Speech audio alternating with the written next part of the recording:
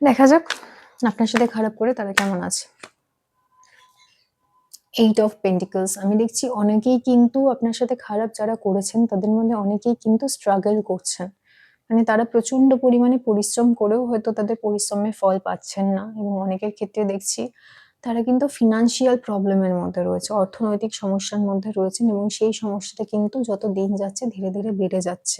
এরকম সম্ভাবনা কিন্তু তৈরি হয়েছে। অনেকের ক্ষেত্রেই দেখছি চিন্তা ভাবনা বেড়েছে, স্ট্রেস বেড়েছে।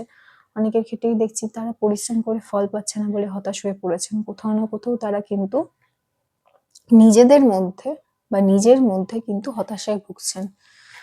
আর কি আমি দেখছি তাদের আশেপাশে এমন অনেক মানুষ রয়েছেন যারা কিন্তু তাদের থেকে অনেক কিছু গোপন রাখছেন। অর্থাৎ যে মানুষটি আপনার সাথে খারাপ করেছে সেই মানুষটির আশেপাশে এমন অনেক মানুষজন আছেন যারা তার থেকে অনেক কিছু গোপন রাখছে, এবং সেই গোপনীয়তাটা এই মানুষটির পছন্দ হচ্ছে না।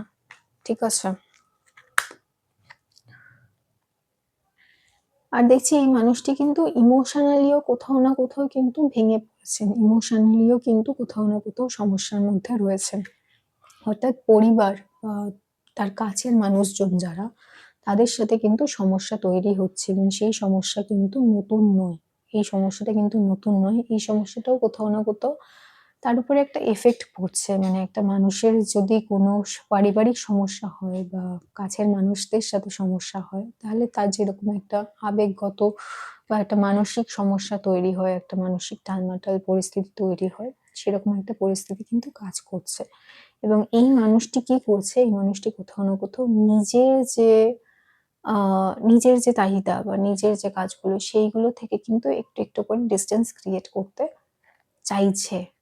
এই মানুষটি কিন্তু ভালো নেই, এই মানুষটি কিন্তু শান্তিতে নেই, এই মানুষটি একটু শান্তি চাইছেন। অনেকের ক্ষেত্রে এটা অর্থনৈতিক অশান্তি, অনেকের ক্ষেত্রে এটা পারিবারিক অশান্তি, বেশিরভাগ মানুষের ক্ষেত্রে দেখছি এটা সম্পর্কজনিত অশান্তি। তো এই মানুষগুলো কিন্তু শান্তিতে নেই, এই মানুষগুলো একটু মানসিক শান্তি চান। কারণ এই মানুষগুলো কিন্তু অনেক অনেক কিছু করেছেন, এটা নতুন না।